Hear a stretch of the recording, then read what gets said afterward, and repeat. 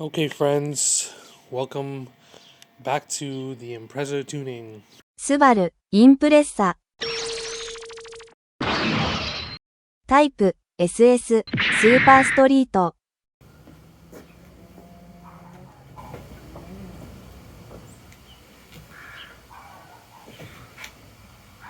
Here it is, the Impreza. It's 2025 right now, and a lot of stuff has been done to this car. I started with a sport model, and I just wanted to make it more sporty. I think my original intention for buying a car was really just to get around, but over time, I was like, the engine's kind of weak, so how can I make the car a little bit zippier, a little bit sportier, a little bit, more fun to drive? And over time, I found out there's a couple of things you can do. You can modify any kind of car to make it more performant, right?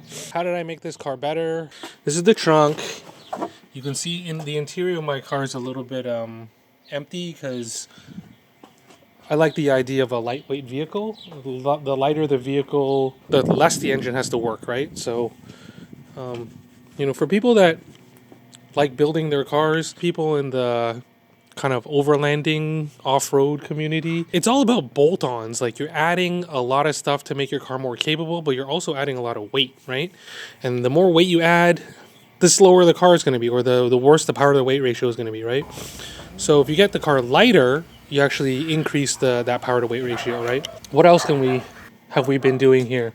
Over the last couple of years, I've been modifying my car for the handles, and the bracing that I've added here is a little bit ridiculous now.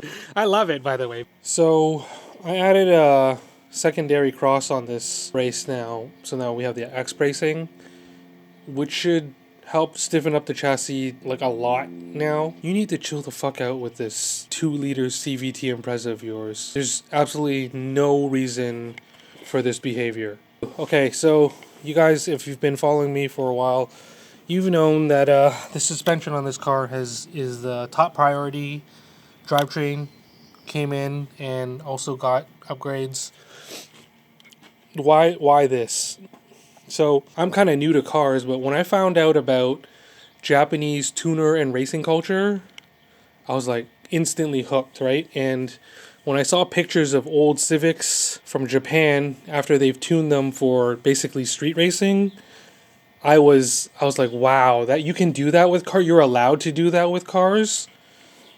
And so since then, I've embraced that kanjo culture, right? That kanjo street racing culture, and kind of wanted to apply that to my car and just get the best handling you can out of this little economy car, right? I typically only use this car to get groceries and to drive around, to run errands, right? Nobody gets in this car other than me. I have a family, but we drive another car for that. So this is my toy car, my play car. If it's your daily driver and you need to carry around passengers, like, this is overboard. This is like, people look at you weird when you have this kind of stuff in your car. Why do I do it? Most of it for me is just experimentation and to understand what tuning a part does to affect the overall performance or handling or feel of a car. So over time, I'm like, yeah, I just got to make it more because race car, right? And now that it's more race car-y, it does handle much better than it did originally, right? For me, it's a exercise in fabrication, thinking about how to do something and then executing on it, right? I like to work with my hands, like I've said in the past, and this just allows me to do it, follow that kind of passion, right? I've been labeled as a tinkerer or someone that likes to do things, right? And so I'm just embracing that right now. And speaking of bracing, none of these bracing has welds on it. I think the only thing that's really welded here is this aftermarket strut brace that I bought from Russia, which is no longer available, but you might be able to find other ones. That was the first introduction to the rear end chassis bracing. And once I found out how much of a difference the rear strut bar makes, I did add the subframe brace there in yellow, as well as like subframe bushing inserts and that really tightened down some of the handling in the car. I think for most people, those things would be all you really need for your daily driver. But I took it upon myself because I like that kind of that Conjo racing scene. And I made my own bracing. There's no welds because I don't have a welder. I don't know how to weld.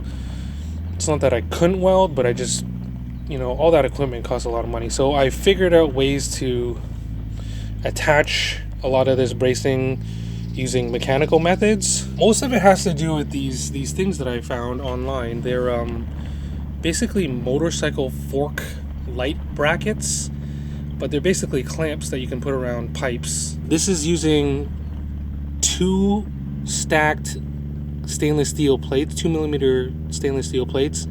I found that this was really difficult to drill into. If you've ever worked with stainless steel, drilling into stainless steel is very difficult. You need cutting fluid and like very hard drill bits, right? Or else your drill bits just end up getting chewed up.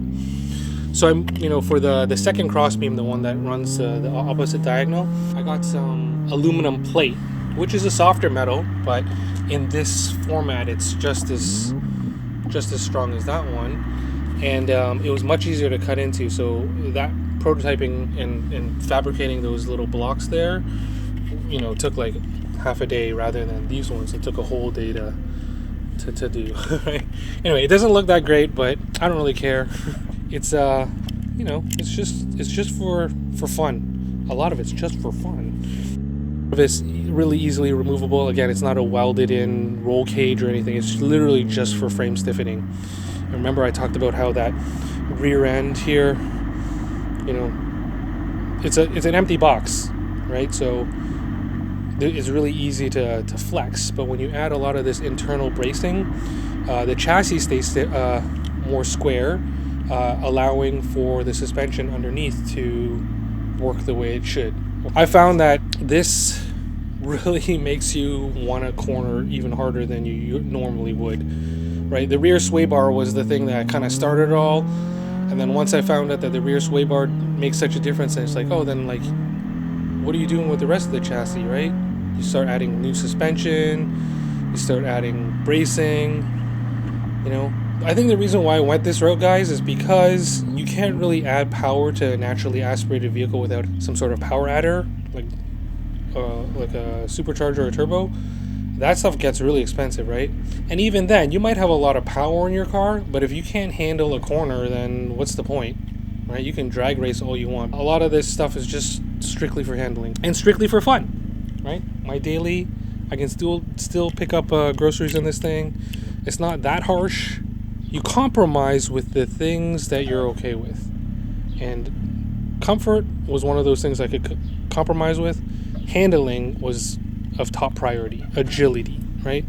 That's one of the benefits of this little platform, is that it's very agile, it's relatively lightweight, and you can do a lot of suspension modifications to this car, coilovers, and some of the drivetrain stuff carries over from the WRX and the STIs from previous gens, and even the current VA and VB models like 2017 plus on the global platform. But the VA chassis, the 2015 plus WRX, that one retains a lot of the unibody design and a lot of the carryover drivetrain and suspension parts, right? So mix and match.